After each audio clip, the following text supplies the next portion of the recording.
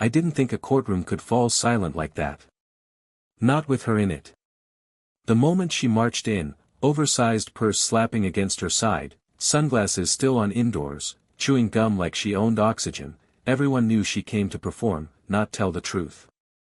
And right behind her, waddling nervously with a suit 3 sizes too big and a briefcase that squeaked every time it opened, came the man she proudly announced as her lawyer. Before we dive into this incredible case, tell me in the comments where you're watching from. I love seeing where my viewers are around the world. And don't forget to hit that subscribe button so you never miss more unbelievable cases like this one. Now, sit back, relax, and enjoy the video. Only he wasn't one. Not really. You could see it in his eyes, panic swimming like a goldfish in a bowl too small to breathe. But she smirked like she had brought the secret weapon that would finally embarrass Judge Judy on national television. And today, Judge Judy didn't look like the sharp, unstoppable force the world knew. The minute Karen walked in, you could feel the shift. People whispered. A reporter in the back lowered his camera. Even I felt it. Judy looked tired, like the years of dealing with people exactly like this had finally weighed on her shoulders. Karen saw it too. And she fed on it. Don't worry, she hissed loudly enough for half the court to hear. We're going to wipe the floor with her. She's old. She can't keep up. Judge Judy glanced up slowly, as if she had heard every word, and maybe she had. But she didn't snap back. She didn't raise her voice. She didn't throw lightning like she always did. For the first time, she looked like she might not win. Like she'd been underestimated, overshadowed, outnumbered. Karen felt invincible. Her fake lawyer puffed his chest, trying to mimic courtroom confidence he clearly never practiced in a real courtroom. And then Karen leaned in with the smugness of someone who truly believed they were untouchable and whispered. You're about to lose your little show, sweetheart. Judge Judy simply folded her hands. Quiet. Underestimated. Vulnerable. Like the underdog everyone forgot she once was. But there was something dangerous in her silence. Something sharp hiding behind those tired eyes. A storm not yet loud, but already gathering. And Karen? She still had no idea she had just picked a fight with a woman who destroys egos the way fire eats paper. This wasn't fear. It was patience. And patience is the last thing a liar wants their judge to have. If you already feel this showdown coming, type "justice" in the comments, because what happens next? It's not just karma. It's historic humiliation. The courtroom didn't breathe. Not after that entrance. Not after the smug smile plastered on Karen's face like a sticker she thought everyone admired but everyone secretly wanted to peel off and throw in the trash. The fake lawyer, let's call him what he was, a costume with a heartbeat, adjusted his dollar store tie with trembling fingers. It didn't make him look composed. It made him look like someone trying to stop their throat from closing under the weight of their own lie. Judge Judy sat small behind the bench. Not physically, Judy was never physically small. But her presence, her aura, the electric dominance she usually carried like a sword, today it hummed weaker. Like a lioness resting, not roaring. She lifted her glasses slowly, steady but tired. Karen felt that. The predator in her smelled what she thought was weakness. Hyenas always do. Your Honor, Karen began, dragging the honor like a piece of gum stuck under her shoe. This case is quite simple. I am here with my legal counsel and we are fully ready to prove that I was wronged, humiliated, and financially harmed by this. She turned, gesturing wide toward the defendant, incompetent, hateful man who has tried to ruin my life. And I won't stand for it. Her voice climbed theatrically. She didn't speak. She performed. Loud. Dramatic. Certain the room was her stage. The defendant, a thin, quiet man in a wrinkled shirt, kept his head low. He looked scared. Like someone who knew he wasn't just fighting a liar, he was fighting a professional victim, a human siren who believed volume equals victory. Judge Judy didn't rush. She blinked once, slowly. "Ma'am," she said, voice barely above a whisper, "we will get to you. Sit."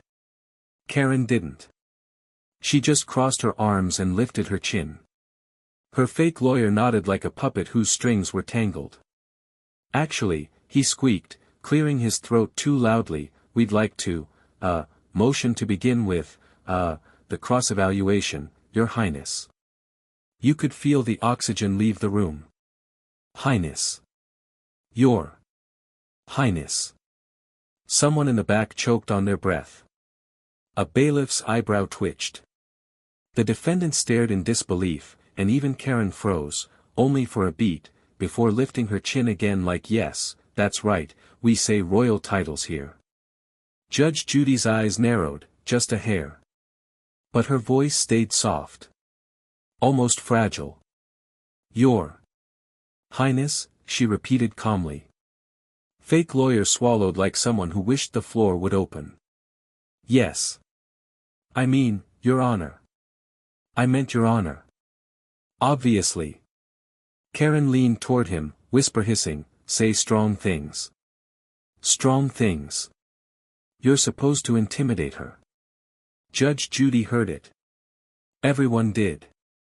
But she only clasped her hands tighter, like a grandmother saying grace before deciding whether to slap sense into a child. "Sir," Judy asked quietly, "what law school did you attend?" His eyes bulged. Karen jumped in. "That's irrelevant. He's my counsel and we don't need credentials questioned in this courtroom because justice." "Ma'am," Judy cut, still gentle, still soft, "I am speaking to him." That tone, not angry, not loud, cut deeper than a scream. Karen blinked. A flicker. Doubt or rage? Hard to tell. Fake lawyer forced confidence into his trembling voice. "I attended, multiple institutions. We studied, law. General law." "Name them." He blinked. Twice. Mouth open. No sound. Like someone trying to remember a fake birthday when they've used too many. Karen spoke again, too loud, covering. "We don't answer trick questions. We know what you're doing." Nobody laughed, but you could feel the humor collecting in the corners of the courtroom like static electricity waiting to snap.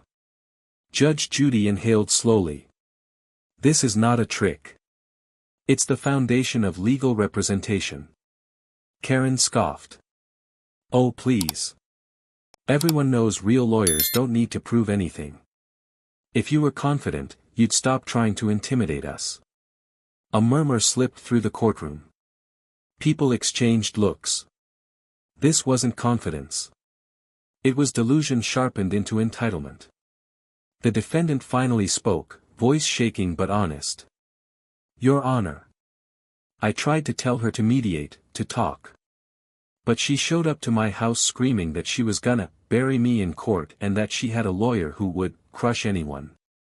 I just want this to end." Karen whipped toward him like a storm. "You deserved it. You tried to embarrass me. Nobody embarrasses me."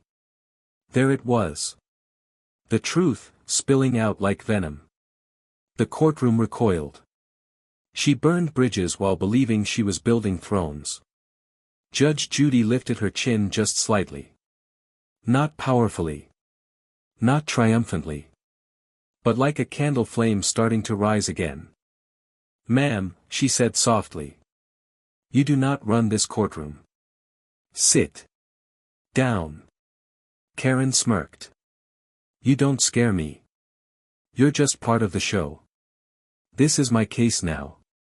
And for the first time in years, I saw something in Judy's eyes I had never seen before. Not anger. Not irritation. But hurt. A flicker of real pain. Because Karen wasn't insulting just a judge. She insulted the decades Judy spent building integrity, justice, trust.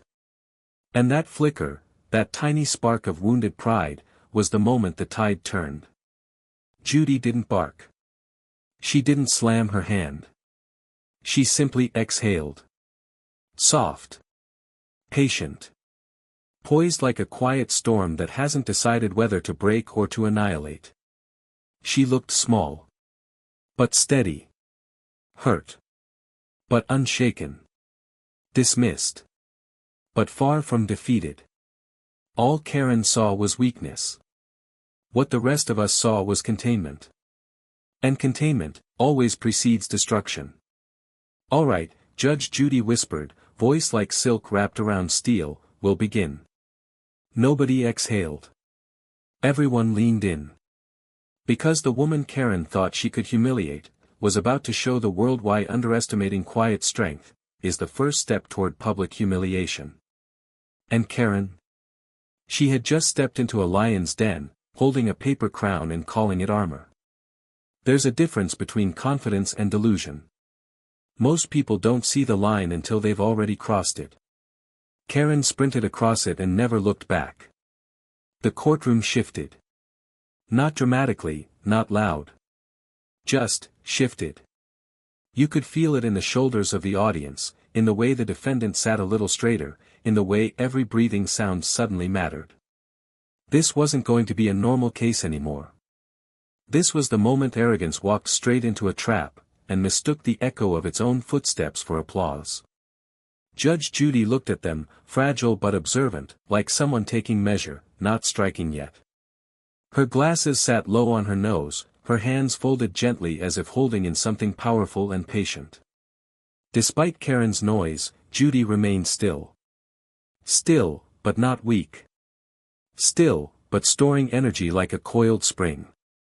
"Very well," she murmured, voice steady. "We'll start with the basics." Karen smiled, condescending. "Basics? Good. Some people need those." Her voice cracked the air like cheap perfume, loud, artificial, trying too hard. Judge Judy ignored it. "Ma'am, did you hire this gentleman as your attorney?" Karen lifted her chin. "Of course I did. He's the best. I only work with professionals." She sneered. "Not amateurs." Judge Judy turned her gaze toward the fake lawyer. "Sir, state your bar number for the record." Silence. Thick, suffocating silence. He blinked. His fingers twitched on the stack of blank papers he nervously shuffled like flashcards he'd never studied. "My bar number," he repeated, voice cracking, "is, confidential." A soft chuckle somewhere in the back of the courtroom broke the tension like a paper tear. Not loud. Just a spark. But sparks burn houses. Judge Judy raised one eyebrow. "Confidential," she repeated slowly. "Your bar number is confidential." He nodded aggressively, like confidence could drown incompetence. "That's right." Karen leaned in, proud. "We know our rights. He doesn't have to prove anything. This is America." Judy leaned forward just a hair, voice low enough that people leaned in to hear, as if truth travels quieter than lies. "In America," she said softly, "you don't get to practice law without a license." Karen scoffed. "He's a private attorney. You don't need that number thing when you're privately hired." And there it was. She didn't even know what she didn't know. Someone in row 3 bit their lip to stop laughing. Karen noticed it, mistook it for fear rather than disbelief. "You'll all be laughing on the other side when we win," she hissed. Judge Judy inhaled deeply and turned to the clerk. "Please hand me the file." The clerk slid forward a slim folder. Slim, because fraud never comes with paperwork, just attitude. Judy opened it slowly, every page turned like a countdown. According to the state bar database, she lifted her eyes, there is no attorney licensed under this name in any state. Karen didn't flinch. "It's a privacy thing. Some elite attorneys are off the books." The courtroom paused. The universe paused. Even her fake lawyer froze like he hadn't expected that level of fiction. Judy nodded, as though studying a wild creature. I see. Then she turned to the defendant. Sir, you stated the plaintiff arrived at your home with threats and this man in tow. Yes, Your Honor, the defendant said quietly. She said she'd ruin me and, demanded I bow to her because she was legally unstoppable. Karen burst in, because I am. Judge Judy didn't look at her. She stayed focused on the defendant like he mattered more, like truth mattered more. Did she attempt to intimidate you with legal threats? Yes, ma'am. She kept saying she had high-level legal resources. And she waved papers at me but, they were blank. The courtroom air shimmered. Blank. Papers. Karen's face twitched, her fake lawyer's ears reddening. They weren't blank. Karen yelled. They were, legal outlines. From where? Judy asked softly. Karen blinked. Pinterest. A collective inhale sounded across the room like wind pulling through trees before a storm. Not a sound of surprise, a sound of disbelief tipping toward pity. Judge Judy's lips parted just slightly. She wasn't angry. She was disappointed. And disappointment from someone like her hit harder than fury. Ma'am, she said, painfully gentle, Pinterest isn't a law library. Karen rolled her eyes dramatically. You wouldn't know. You're stuck in old legal books. Real power is digital now. Real lawyers use inspiration boards. Silence. Even gravity seemed confused. Judy's chin dipped slightly. She took in a breath. Then. Sir, she addressed the fake lawyer again, do you have any proof of legal training at all? He opened his mouth. Closed it. Opened again. Nothing came out. Judy whispered, anything at all. He finally spoke, voice shaking, I watched a lot of courtroom shows. Karen puffed proudly. Exactly. Real-world experience.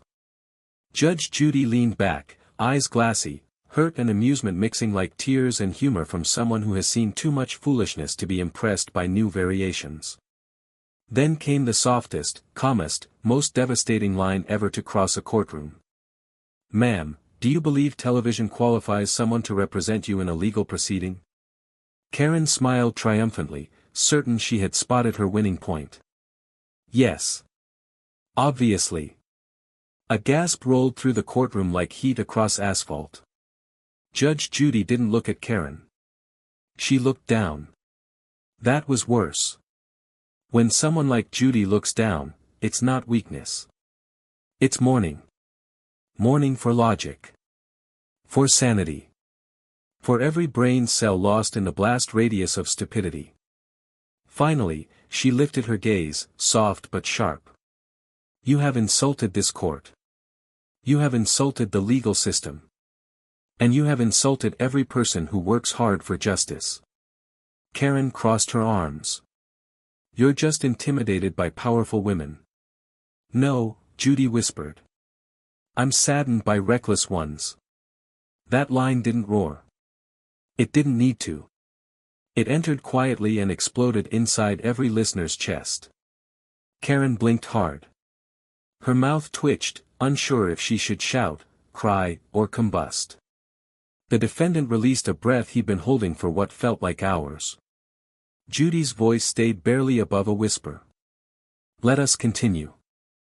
And right then, anyone who had thought she was weak realized the truth. She wasn't tired. She was loading. And Karen? Karen had just mistaken silence for surrender, never realizing it was the drumroll before her world collapsed. Most courtroom disasters arrive like storms, lightning, thunder, chaos. Karen's disaster came like a leak in the ceiling, slow, silent, then suddenly everything collapses at once. But she didn't feel it yet. No. She thought silence meant victory. She mistook Judy's stillness for surrender and the room's tension for fear of her. That's the thing about narcissists, they see earthquakes as applause and fault lines as red carpets. Judy adjusted her lace collar with 2 careful fingers. A small gesture. Fragile, almost grandmotherly. But her eyes stayed lowered, reading, thinking, calculating. Karen smirked at the sight, believing she had broken her spirit. "I hope you got your ratings," Karen muttered under her breath, loud enough for half the room, "because nobody's going to respect you after today." Judy paused. No flinch. No glare. Just a pause. That pause felt like a fuse being kissed by a spark. "Ma'am," she murmured, voice barely audible, "I have no interest in ratings. Only the truth." Karen laughed, a high, artificial cackle. "Truth? The truth is my side wins. Because I don't back down." She lifted her chin like she had won already. Judge Judy didn't respond to her. She turned her head to the defendant instead. "Sir, did the plaintiff threaten to end you if you didn't comply with her demands?" The defendant nodded carefully. "Yes, Your Honor. She said she'd destroy my life socially and legally, and she brought this man to intimidate me." Karen clapped sarcastically. "Ah, boo-hoo. Cry me a river. Maybe if you didn't insult powerful women, you wouldn't be here crying like a baby." "Ma'am," Judy whispered again, "this courtroom is not a stage for cruelty." Karen rolled her eyes. "Everything is a stage if you know how to perform."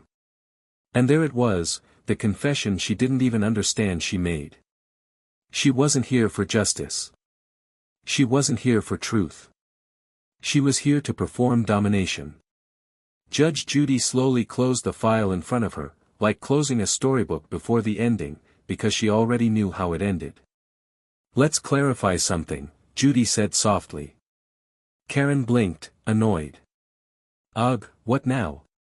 "Your attorney." Judy's gaze slid back to the fake lawyer, who visibly shrank. "Would you recite the oath you swore upon passing the bar exam?" He froze. The air around him froze. People don't realize silence has weight until it lands on their chest. Karen huffed dramatically. "He doesn't need to prove anything to you." "Ma'am," Judy said, not angry, just firm now, "if he cannot recite the oath, he cannot claim the title." The fake lawyer swallowed loudly enough that at least 3 people heard it. Karen leaned toward him, whisper yelling, "Say something smart." He opened his mouth. It shook. His jaw trembled. His voice came out like someone falling downstairs. "I solemnly swear to uphold, basic fairness and, loyalty, and, the flag." The courtroom inhaled sharply, like watching someone jump into a pool of ice. Karen slapped the table triumphantly. "See? Lawyer talk." Judge Judy stared at him the way you look at someone trying to perform surgery with a plastic spoon. "Sir," she murmured, "you just recited a Girl Scout pledge, mixed with a Veterans Day speech." Giggles rippled through the audience, restrained but undeniable. The fake lawyer's face turned a shade of tomato that tomatoes only dream about. Karen slammed her palm on the table. "Stop mocking us. We are here for justice. My lawyer has credentials." "And yet," Judy said quietly, "he cannot say where he studied, what his bar number is, or what oath he swore. He doesn't need to." Karen screamed. "You think you're so mighty just because you have a robe and a TV show. But guess what, you're old. Outdated. I'm the future. This courtroom will fall to real power." Judy slowly lifted her gaze. Her eyes didn't roar. They didn't burn. They simply cleared. Like clouds parting before a sunrise that refuses to stay gone. And she whispered, "Power and noise are not the same thing." Karen froze. That line wasn't loud. It didn't need to be. It wasn't a punch, it was a diagnosis. The fake lawyer shifted violently, as if trying to burrow inside his own jacket. Judge Judy turned to the bailiff. "Please prepare to verify his credentials through the State Bar hotline." Karen panicked. You can't do that. That's an invasion of privacy. Judy blinked once. It is the law. Karen's voice shrieked upward. Panic now, not arrogance. This is harassment. You're targeting me because I'm strong. No, Judy said quietly, I'm questioning you because you are reckless. Karen pointed a shaking finger. I will sue you for this. I will destroy this court. There was a silence that followed, thicker than anything before. Because her threat wasn't funny anymore. It wasn't dramatic. It was desperate. Judge Judy softly placed her hand on the desk. You may try, she whispered. But justice does not fear tantrums. The gallery murmured. The fake lawyer tugged his collar like it was strangling him, because in a way, it was. Lies choke harder than truth ever could. Karen sputtered, You're humiliating me. No, Judy corrected, voice soft as winter air. You did that yourself. The defendant exhaled in disbelief, relief, admiration, all mixing in trembling breath. And in that moment, everyone in the courtroom realized something that Karen still didn't. Judge Judy was not tired. She was letting Karen dig her own hole long enough that even mercy would have looked cruel. And now? The shovel was slipping from Karen's hands. The stage she thought she owned was tilting. And the judge she called weak was quietly sharpening the blade of justice, not with anger, but with patience. There are moments in life when the truth doesn't just reveal itself, it erupts, ripping the mask off arrogance so violently that the person behind it can no longer pretend there ever was one. That moment arrived quietly. Which somehow made it more terrifying. The bailiff stepped forward, clipboard in hand, ready to verify the fake lawyer's identity. His footsteps echoed, 1, 2, 3, like nails being tapped into a coffin lid. Karen's breathing quickened. Her eyes darted. The man she dragged here to play a hero now looked like a child lost in a supermarket, praying someone responsible would appear and take him away from the loud lady who claimed she knew everything. Judge Judy didn't even look at them. She spoke to the bailiff in the same tone someone might use asking for an umbrella before a storm. Proceed. Karen snapped. Don't you dare. He doesn't need validation from you. Ma'am, Judy said softly, every attorney does. He's not every attorney. He's special. Judy finally lifted her head. Slowly. No fury. Just quiet disappointment, a kind that hurt more than rage ever could. Special, she repeated, nodding once as though absorbing the word. Yes. I believe that's true. Karen smirked, thinking this was validation. Judge Judy finished. Special, because it takes a very special person to impersonate a lawyer in a courtroom and think they won't face consequences. The room might as well have gasped in unison. The fake lawyer flinched like he'd been stabbed with a truth sharper than steel. Karen slammed her palm on the table. You're twisting things. You're scared of us. That's why you're doing this. Scared? Judy whispered. Ma'am. I am not scared of chaos. I have sentenced chaos for 30 years. The bailiff finished dialing. Ring tone. Ring tone. Click. State bar verification, a voice answered through the speaker. The bailiff cleared his throat. Checking active license for Gabriel Rogers, representing plaintiff. Karen beamed proudly, arms crossed. Finally. Watch and weep. The fake lawyer didn't speak. He stared at the floor like it suddenly held the exit to another universe. A pause from the phone. Then. We have no record of any attorney by that name in our system. Karen's smile cracked like glass under pressure. The courtroom air froze solid. Sound died. Even gravity seemed to hesitate. Judy didn't stand, didn't flinch, didn't gloat. She simply turned her gaze. Calm. Surgical. Sir, she said quietly, you are not an attorney. His mouth opened. His soul left his body before sound did. I studied, I wanted to help, she said. Karen jabbed a finger at him. Don't blame me. You said you could do this. No, he whispered. You told me if I sat beside you and looked confident, nobody would question it. The audience murmured.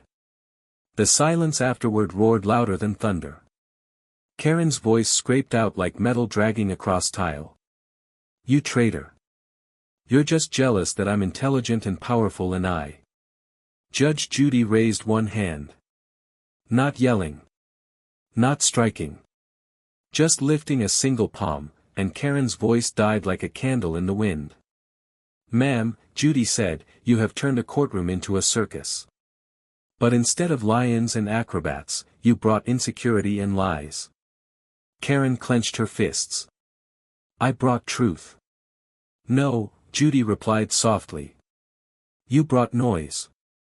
That line landed like a hammer striking marble, cracking the illusion she'd built around herself. Karen slammed her fist. This isn't fair. You're supposed to defend people like me. I'm the victim here. Judy leaned forward, gentle, composed, but something fierce simmering in the quiet of her voice. You are not the victim. You're the architect of your own embarrassment. The fake lawyer covered his face with both hands. Karen shook, rage trembling like a storm trying to form. A nervous whisper from the audience, she just ended her. Judge Judy continued, her voice barely above a whisper, yet cutting sharper than a sword wrapped in velvet. You came here believing confidence could replace truth. That volume could replace evidence. That ego could replace law. Karen's lip quivered. Not strong anger now, cracked ego. Judy turned to the bailiff. Escort him out. He will be processed for impersonating counsel. The fake lawyer practically collapsed in relief and dread, mumbling apologies to the universe. Karen watched him go and suddenly looked alone, ego stripped, spotlight burning her instead of praising her. You can't do this, she screamed, voice raw. You're abusing power. No, Judy said, voice feather soft, I'm protecting the law from theater. A beat. 2 beats. Karen's voice came out smaller now. I didn't mean to, people always try to, invalidate me. Judge Judy paused. And in that second, the courtroom held its breath, expecting anger. But Judy didn't snap. She didn't mock. She didn't crush. She simply said, quietly, like a mother to a child who still hasn't learned consequence. Validation doesn't come from performance. It comes from honesty. Karen swallowed hard. Tears threatened, not the manipulative kind, the real kind born when the armor shatters and you realize you are the reason you bleed. This courtroom could have been your chance to be heard, Judy continued gently. Instead, you used it to stage a lie. Karen dropped her gaze. I was just trying to win. Judy nodded. Winning without truth is not victory. It's vanity. The audience murmured again. Someone whispered, that's going viral. Judge Judy leaned back. Not triumphant. Not vengeful. Just quietly certain, the way a mountain remains unmoved even after someone screams at its peak. This was the moment the world would remember. Not because Karen lost. But because Judy didn't need to roar to conquer. She only needed to stand. If you believe truth always wins in the end, comment truth wins right now. Your voice makes stories like this spread so more people can witness real justice in action. Sometimes the loudest moment in a courtroom is the one where nobody speaks. No shouts.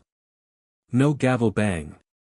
Just truth settling like dust after an explosion, floating, undeniable, and impossible to sweep away. Karen didn't scream now. She didn't posture. The fire that fueled her arrogance burned down to quiet ashes of bewilderment. She stood there, shoulders trembling, mascara smudged not from crocodile tears, but from impact. Reality hit her like cold wind in winter. And truth, when it finally arrives, doesn't ask permission to sting. Judge Judy didn't push harder. She didn't smirk or celebrate. Real strength doesn't need a victory dance. She simply tapped her pen slowly, looking almost tired. "Ma'am," she said gently, "what you attempted here today was not courage. It was desperation wearing confidence as a costume." Karen swallowed, hard. No comeback left. No imaginary power to cling to. She opened her mouth to speak, but hesitation replaced ego. A crack in the armor she'd clung to so long she didn't know who she was without it.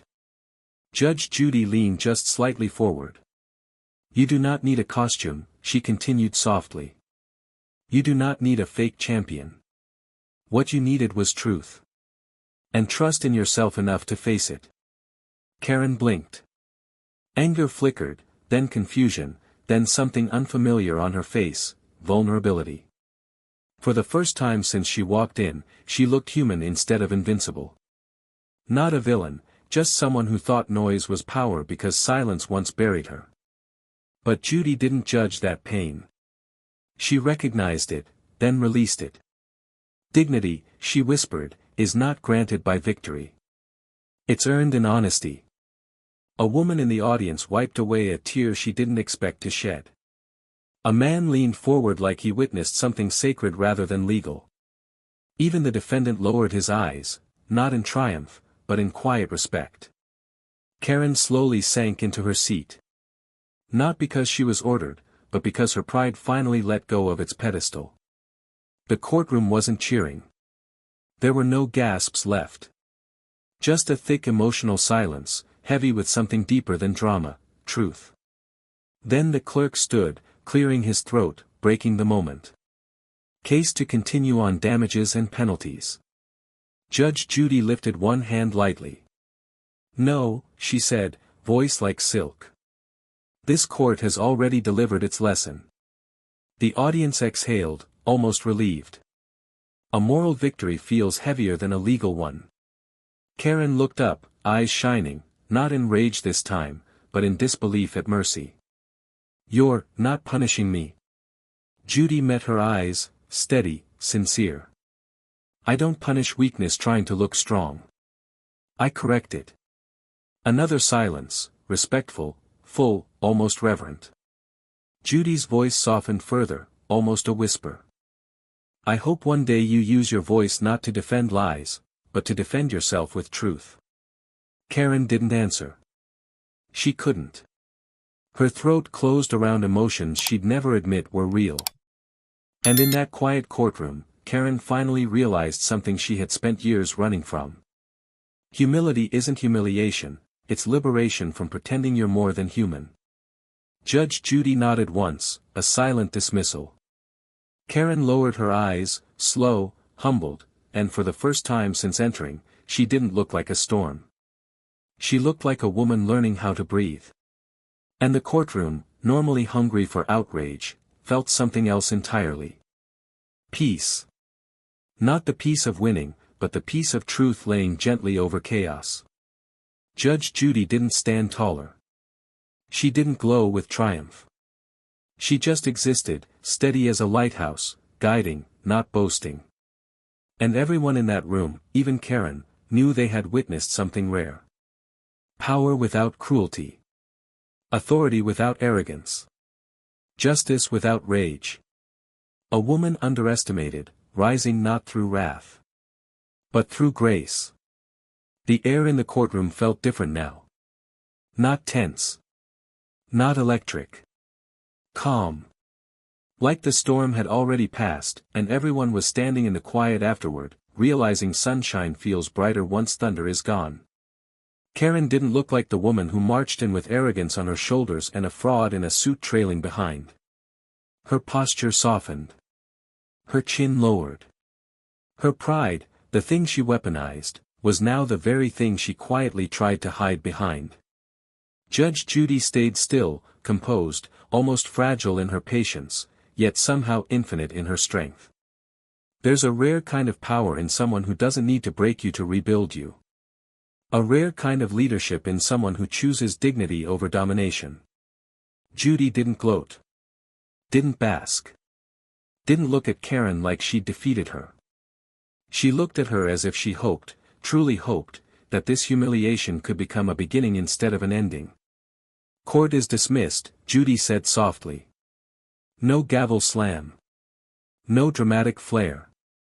Because real authority doesn't need punctuation. It simply is. Karen rose slowly. No shouting. No finger-pointing. No grand exit. Just a quiet woman who met a mirror and didn't like what she saw but couldn't look away anymore. She glanced at Judge Judy once, not with hatred, but something close to understanding. Maybe even gratitude, though she'd never say it out loud. The audience didn't clap. They didn't cheer. Some victories are too human for applause. The defendant nodded at Judy gently, as if saying, "Thank you for fighting with grace when fighting with fire would have been easier." And Judy just adjusted her glasses and gathered her papers like it was any other day. But it wasn't. Everyone who witnessed it knew. Truth doesn't always roar. Sometimes it whispers. Sometimes it sighs. Sometimes it looks tired, and still stands taller than arrogance ever could. Because there's strength in restraint. Courage in quiet.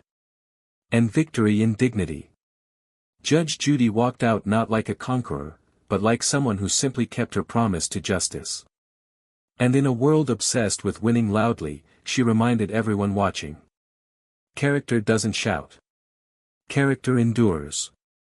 Karen didn't leave looking powerful. But she left looking human. And sometimes, that's the first step toward becoming better.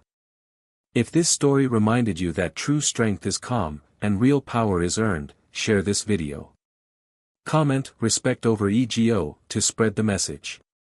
And subscribe, not just for justice, but for stories where dignity always finds a way to stand back up, even when the world expects it to fall. Because in the end, it's not the loudest voice that wins. It's the one that still speaks truth after the echo fades. Fat Karen called Judge Judy grandma in open court.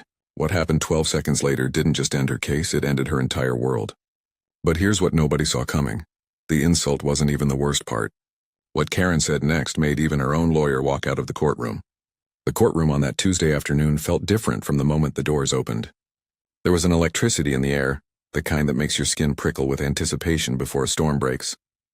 The benches were packed tighter than usual, shoulder to shoulder with spectators who'd heard whispers that today's docket had a case worth watching. They weren't wrong. The wood-paneled walls of Stage 52 at Sunset Bronson Studios seemed to close in tighter than normal, the overhead lights casting sharp shadows across the gallery. Every cough echoed, every shuffle of paper sounded like thunder. The bailiff, Petrie Hawkins Bird, stood at his usual post near the judge's bench, his arms crossed, his face its typical mask of professional neutrality. But if you looked close enough, you'd catch it. A slight tension in his jaw, a readiness in his posture. He'd been doing this job long enough to smell trouble before it walked through the door, and trouble was already here standing at the plaintiff's podium. Before we dive into this incredible case, tell me in the comments where you're watching from. I love seeing where my viewers are around the world. And don't forget to hit that subscribe button so you never miss more unbelievable cases like this one. Now sit back, relax, and enjoy the video. Her name was Sharon Berkowitz, but within 30 seconds of opening her mouth, the entire courtroom would know her by another name entirely. She stood there in a hot pink blazer that was 2 sizes too small, the fabric straining at the buttons like it was fighting for its life. Her bleached blonde hair was teased into a helmet that hadn't moved since 1987, and her makeup was applied with what could only be described as aggressive enthusiasm, foundation caked in the creases of her scowl, lipstick that had bled slightly beyond the lines, false eyelashes that looked like they were trying to escape her face. But it wasn't her appearance that set the tone. It was her energy. She radiated entitlement the way a furnace radiates heat, oppressive and inescapable. Her arms were crossed over her chest. Her weight shifted to one hip in that universal stance of someone who'd spent their entire life demanding to speak to managers. Her lips were pressed into a thin line of disapproval, and her eyes, small and sharp behind too much mascara, darted around the room like she was cataloging everyone's failures. She'd been sighing dramatically since she walked in, loud enough to make sure everyone heard her displeasure at having to be here at all. Next to her stood her lawyer, a young man in his late 20s who looked like he'd graduated law school 3 weeks ago and was already regretting every decision that led him to this moment. His suit was off the rack but pressed within an inch of its life, his tie perfectly knotted, his briefcase gripped so tightly his knuckles had gone white. He kept glancing at his client with the expression of a man who'd realized he'd accepted a case from a live grenade. Every few seconds he'd lean toward her, whispering something that was clearly a plea for her to calm down, to follow his advice, to please, for the love of God, not make this worse. She ignored him completely. Across the aisle at the defendant's podium stood Marcus Chen, a quiet man in his 60s with kind eyes and the patience of someone who'd spent decades teaching middle school. He wore a simple button-down shirt and khakis, his hands folded in front of him, his expression one of weary resignation. This was his neighbor, the woman who'd made his life a living nightmare for the past 18 months. The woman who'd called the police on his grandson for riding a bike too loudly. The woman who'd filed complaints about his flower garden being an eyesore. The woman who was now suing him for $5,000 because she claimed his property line fence was encroaching on her yard by 6 inches and causing her emotional distress. He didn't look angry. He looked tired. The kind of tired that comes from dealing with unreasonable people for so long that you've stopped being surprised by their capacity for pettiness. His own lawyer, a sharp woman in her 40s with reading glasses hanging from a chain around her neck, stood beside him with a manila folder full of documents that told a very different story than the one Sharon was about to present. She'd been practicing law for 20 years. She'd seen cases like this before, and she knew exactly how this was going to end. Then there was Judge Judy herself. Judith Scheindlin sat elevated at her bench, black robe pressed and perfect, reading glasses perched on her nose as she reviewed the case file in front of her. At 78 years old, she'd presided over more than 12,000 cases in her quarter-century on television. Before that, she'd spent 14 years as a family court prosecutor in New York, and another 14 as a family court judge. She'd seen every scam, every lie, every manipulation tactic that humans could devise. She'd dealt with deadbeat parents, slumlords, con artists, and every flavor of petty criminal and civil offender imaginable. And she suffered none of them gladly. Her reputation preceded her like a weather warning. Tough but fair, sharp as a scalpel, unimpressed by tears, excuses, or theatrics. She had a particular disdain for people who wasted the court's time, who treated the legal system like their personal complaint department, who mistook volume for validity. And as she sat there reading Sharon Berkowitz's complaint with those sharp eyes that missed absolutely nothing, you could see it, the slight tightening of her jaw, the way her finger traced certain passages in the filing that made no legal sense whatsoever, the almost imperceptible shake of her head that suggested she already knew this was going to be a long afternoon. But here's what made Judge Judy different from every other judge on television, every other authority figure people tried to steamroll. She didn't look imposing. She was 5'1" on a good day.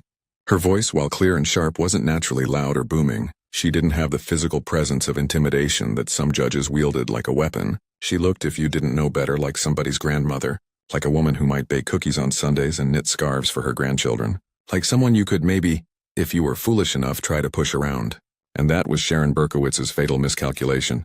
She looked at Judge Judy and saw an old woman, an obstacle to be overcome with enough attitude and aggression, someone who could be bullied if you just raised your voice loud enough, if you just acted entitled enough, if you just made it clear that you weren't going to back down. Sharon had spent her entire life getting her way through sheer force of obnoxiousness. She'd worn down customer service representatives, intimidated retail workers, and bulldozed through anyone who dared suggest she might be wrong. And she looked at this small woman in the black robe and thought, easy target. The courtroom settled into that peculiar silence that comes right before proceedings begin, when everyone takes their seats and the weight of what's about to happen presses down on the room. The camera operators made their final adjustments. The audience stopped their whispered conversations.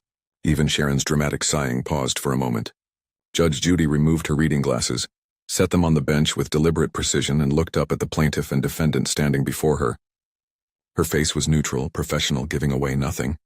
But if you'd spend any time watching her, if you knew the signs, you'd see it in her eyes, a predator's focus, a sharpness that suggested she'd already read this entire situation, and was 3 moves ahead of everyone in the room.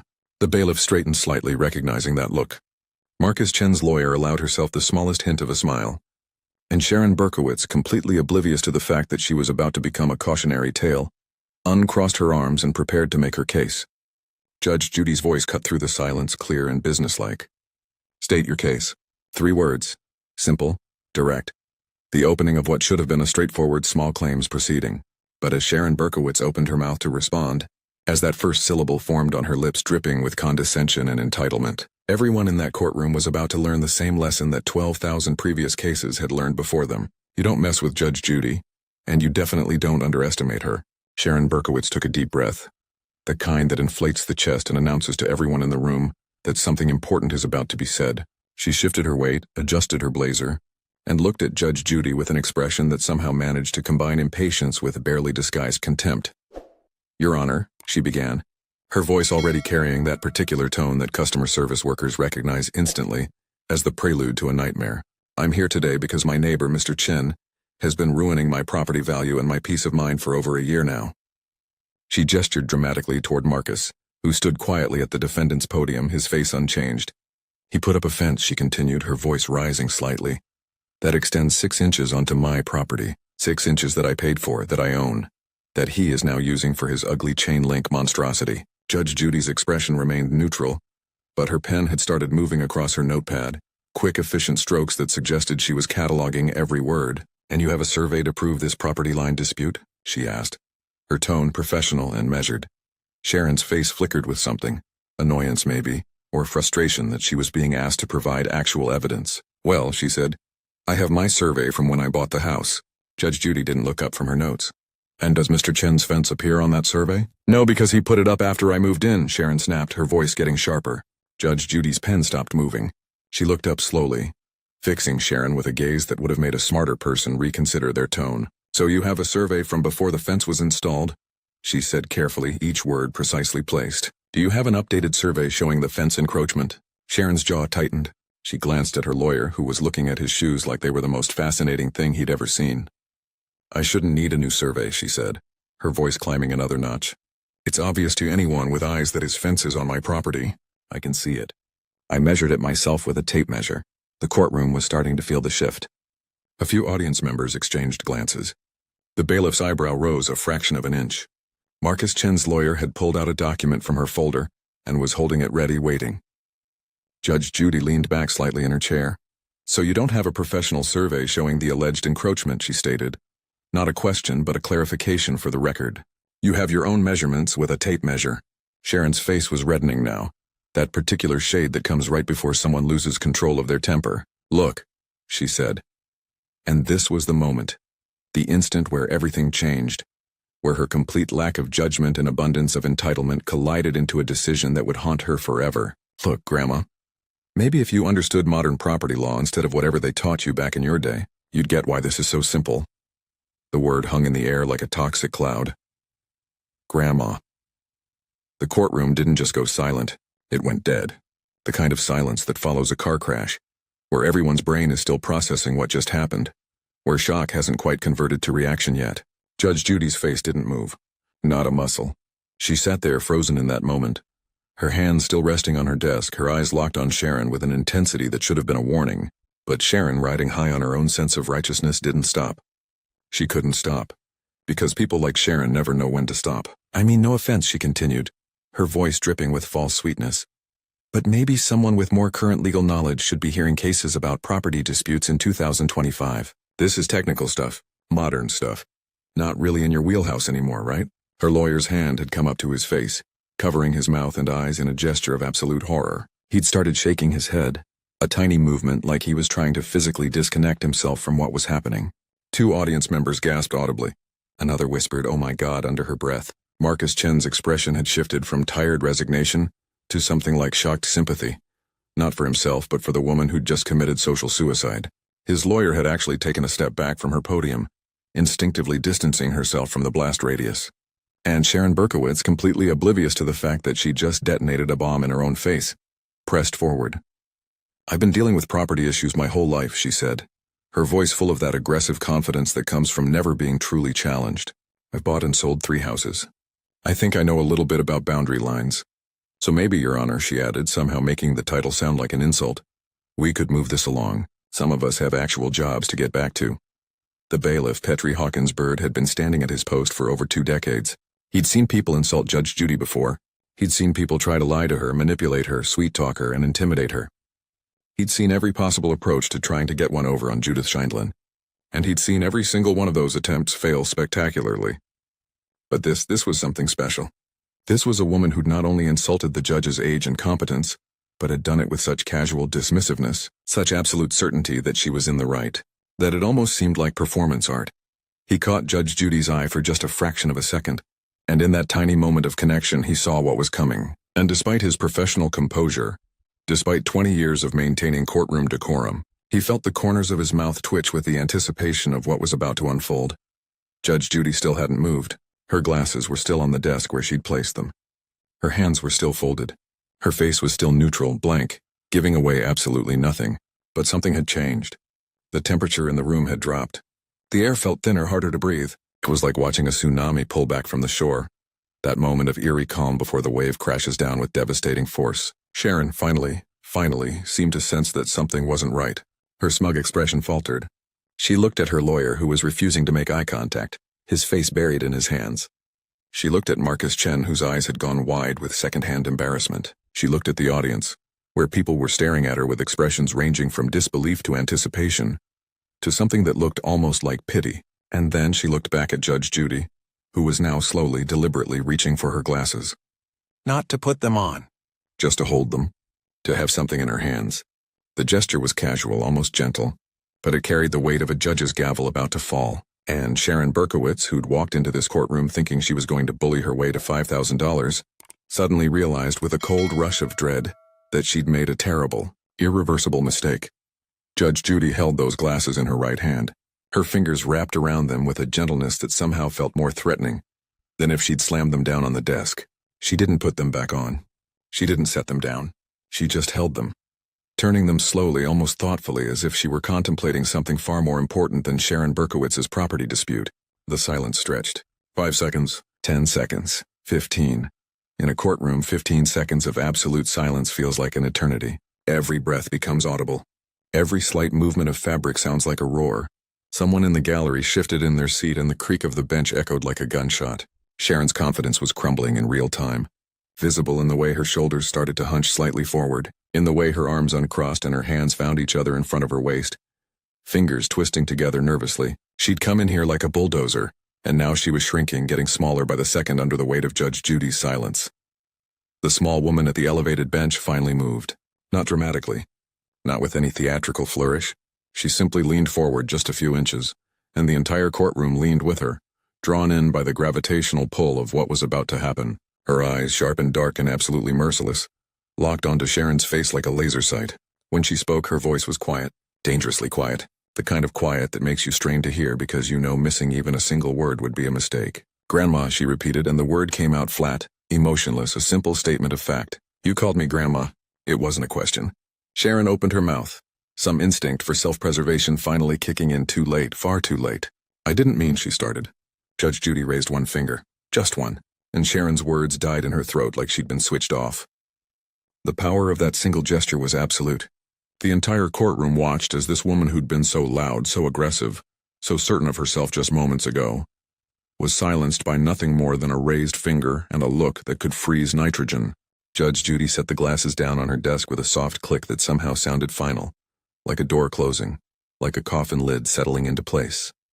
She leaned back in her chair, her hands coming together in front of her, fingers steepled in that universal gesture of someone about to deliver judgment. Her face was still calm, still professional, but there was something else there now, something that made even the cameramen adjust their positions to make sure they captured every microsecond of what was coming.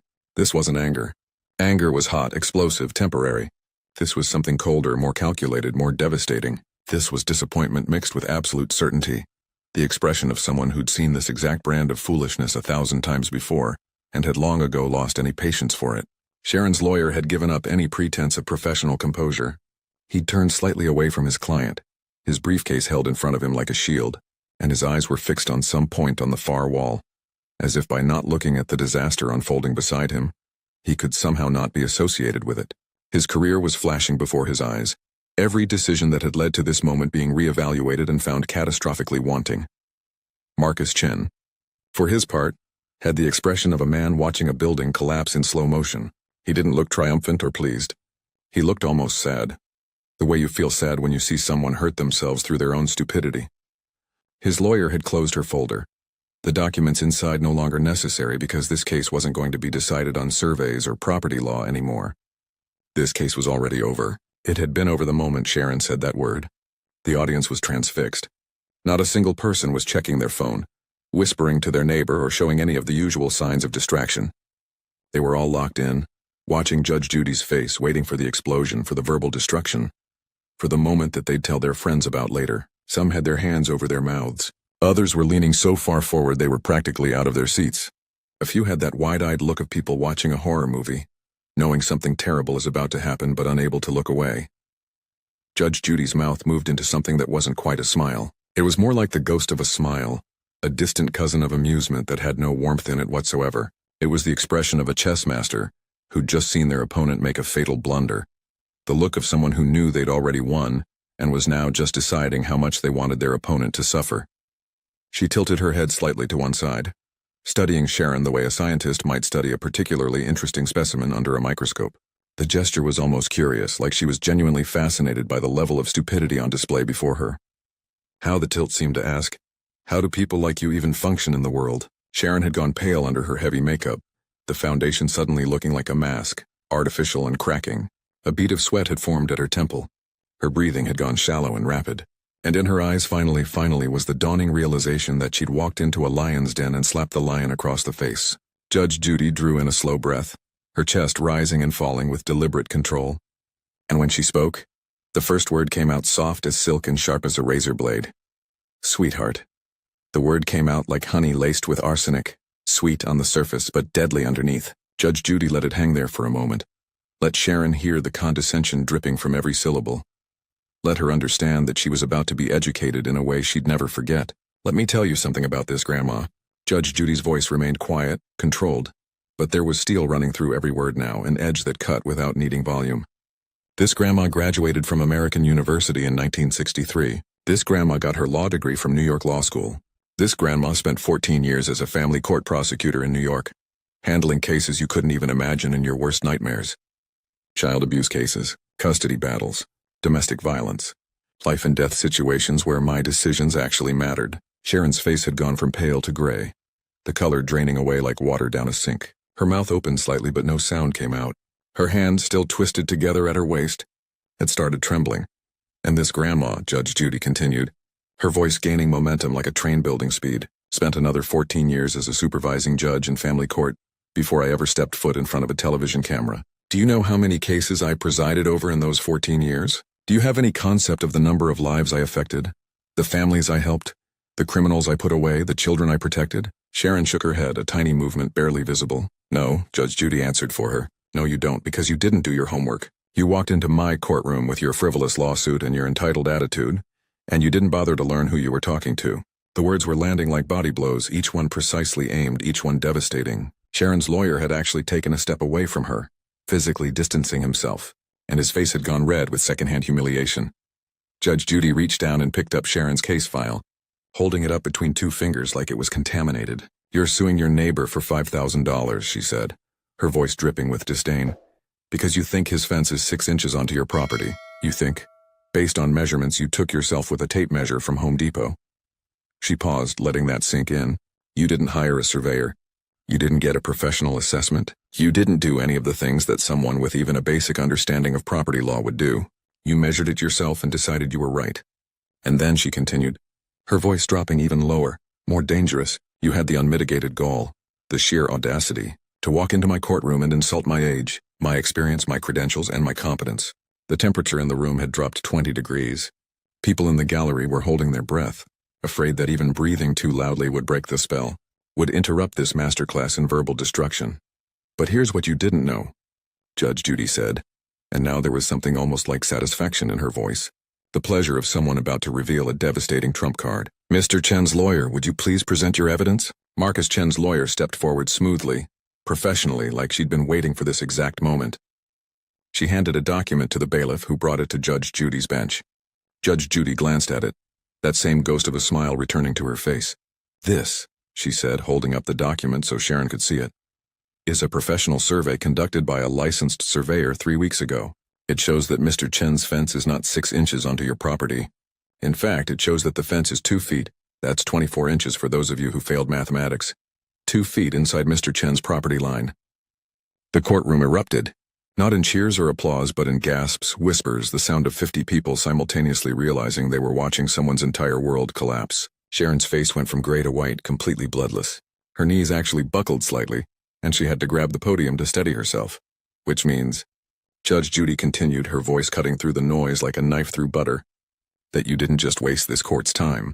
You didn't just insult me. You filed a completely fraudulent lawsuit, based on measurements you pulled out of thin air. Measurements that any competent person would have verified before dragging your neighbor to court. Sharon tried to speak, her mouth working soundlessly, her brain clearly scrambling for any possible explanation, any way to salvage this situation. But Judge Judy wasn't done. Not even close. And let me tell you something else, she said, leaning forward again, her eyes boring into Sharon's soul. In my 25 years on television, I've presided over more than 12,000 cases. That's 12,000 litigants who came through these doors, 12,000 disputes. 12,000 opportunities for people to lie to me, manipulate me, or underestimate me. Sharon was crying now, tears streaming down her face, cutting paths through her foundation, her mascara starting to run in black streaks. Her whole body was shaking. Her lawyer had turned completely away, facing the wall, his shoulders hunched in defeat. And do you know how many of those 12,000 people successfully played me for a fool? Judge Judy asked, her voice suddenly conversational, almost friendly. Sharon shook her head, unable to speak. 0, Judge Judy said softly. Not a single one. Because this grandma, she emphasized the word with razor-sharp precision, has forgotten more about human nature, about the law, about truth and lies and justice than you will learn in 10 lifetimes. The courtroom was absolutely still. Everyone frozen in place, watching this systematic dismantling of another human being's ego, not with joy, but with the kind of horrified fascination you can't look away from. Because Sharon had walked in here thinking she was clever, thinking she could win through intimidation and volume, and instead she'd run headfirst into a force of nature that had been honing its skills for more than half a century. Judge Judy set the survey down on her bench with deliberate care, like she was setting aside a weapon she no longer needed. And now, she said, her voice returning to that deadly quiet, we're going to talk about what happens when you waste my time and insult my intelligence in my courtroom. Judge Judy picked up her pen, the same pen she'd been using to take notes before Sharon had blown up her own life, and tapped it twice against the desk. The sound echoed in the silent courtroom like a countdown timer. Your case is dismissed, she said, the words falling like stones. Not only are you not getting $5,000, you're going to pay Mr. Chen $2,500 for court costs, and for wasting his time having to defend himself against your fantasy lawsuit. Sharon let out a sound somewhere between a gasp and a sob. Her lawyer's shoulders slumped even further, if that was possible. But Judge Judy's hand came up again, that same single finger, because she wasn't finished. Not by a long shot. And let me tell you why you really lost today, she said, her voice shifting into something different now. Not angry anymore, not cutting, but firm, like a teacher delivering a lesson that needed to be learned. You lost because you thought being loud made you right. You thought if you just pushed hard enough, if you just acted entitled enough, if you just dismissed everyone around you as beneath you, that somehow reality would bend to your will. She paused, letting that sink in, her eyes moving from Sharon to the audience and back again. That's not how the world works. That's not how the law works. And that's certainly not how my courtroom works. Sharon was sobbing openly now, her hands covering her face, her whole body shaking with the weight of her humiliation. Marcus Chen stood quietly at his podium, his expression a mixture of relief and something that looked almost like sympathy. Because despite everything she'd put him through, despite the harassment and the frivolous lawsuit and the 18 months of hell, he wasn't the kind of man who took pleasure in watching another person break down. You walked in here and saw an old woman, Judge Judy continued, and her voice carried that same dangerous softness again. You thought my age made me weak. You thought my experience made me outdated. You thought you could bully me the way you probably bullied everyone else in your life. The cashier at the grocery store. The person at the DMV, your neighbors, your co-workers, anyone who couldn't fight back. She leaned forward one final time, her face serious, her words measured and deliberate. But here's what you need to understand, and here's what everyone watching needs to understand. Respect isn't about age. It's not about how you look or how loud you talk or how much attitude you bring into a room. Respect is earned through your actions, through your integrity, through showing up day after day and doing the right thing even when no one is watching. The courtroom was hanging on every word, people nodding slightly, some wiping their own eyes because the lesson had transcended the case, had become something bigger than one entitled woman and her foolish lawsuit. I've spent 50 years earning respect, Judge Judy said quietly. 50 years of hard work, of studying, of fighting for justice, of protecting people who couldn't protect themselves. I didn't demand respect. I didn't bully people into giving it to me. I earned it. And no amount of insults from people like you can take that away. She picked up her gavel, holding it loosely in her hand. We're done here, she said, her voice returning to its professional tone. Case dismissed. Judgment for the defendant. The gavel came down with a sharp crack that felt like a period at the end of a sentence. Final and absolute. Get out of my courtroom. Sharon stumbled away from the podium, her lawyer practically carrying her toward the exit, her sobs still audible even as they left. Marcus Chen nodded respectfully to Judge Judy, a small gesture of gratitude that she acknowledged with the slightest inclination of her head. And as the courtroom began to breathe again, as the tension finally started to release, everyone present knew they'd just witnessed something more than a case being decided. They'd witnessed a masterclass in dignity, in earned authority, in what real power looks like when it doesn't need to shout. Within 20 minutes of the episode airing, the clip had exploded across every social media platform on the internet. Twitter was on fire with the hashtag Judge Judy Destroys Karen trending #1 worldwide, racking up over 2 million tweets in the first hour alone. The video clip had been viewed 18 million times by the end of the day. Comments flooded in from every corner of the globe. She literally ended her with facts and dignity. One tweet read, shared 40,000 times. Another said, "This is what happens when you mistake kindness for weakness," accompanied by a clip of Sharon's face going pale. TikTok creators were making reaction videos, their faces showing genuine shock at the moment Sharon called Judge Judy grandma, and then absolute delight at the systematic destruction that followed. Instagram was filled with quote graphics, Judge Judy's words about earning respect overlaid on images of her stern but fair expression. Legal analysts on news networks were calling it a masterclass in courtroom control. Even lawyers who'd never appeared on television were sharing the clip in their professional groups, using it as an example of how authority combined with preparation creates unstoppable force. The lesson had transcended entertainment and become a cultural moment about respect, experience, and the cost of underestimating people based on superficial judgments. Judge Judy taught everyone watching that day a lesson far more valuable than any small claims verdict. Real power doesn't announce itself. It doesn't need volume or threats or insults. It sits quietly, armed with decades of experience waiting for fools to reveal themselves. Sharon Berkowitz learned the hardest way possible that respect isn't demanded. It's earned through years of showing up, doing the work, and proving your worth through action, not words. And somewhere right now there's another Karen watching this video, about to make the same mistake, about to underestimate the wrong person, about to learn that true strength never needs to shout. If this story reminded you why Judge Judy is a legend, hit that subscribe button right now, because we bring you the most satisfying moments of justice every single week. Drop a comment and tell me, have you ever witnessed someone get humbled like Sharon did?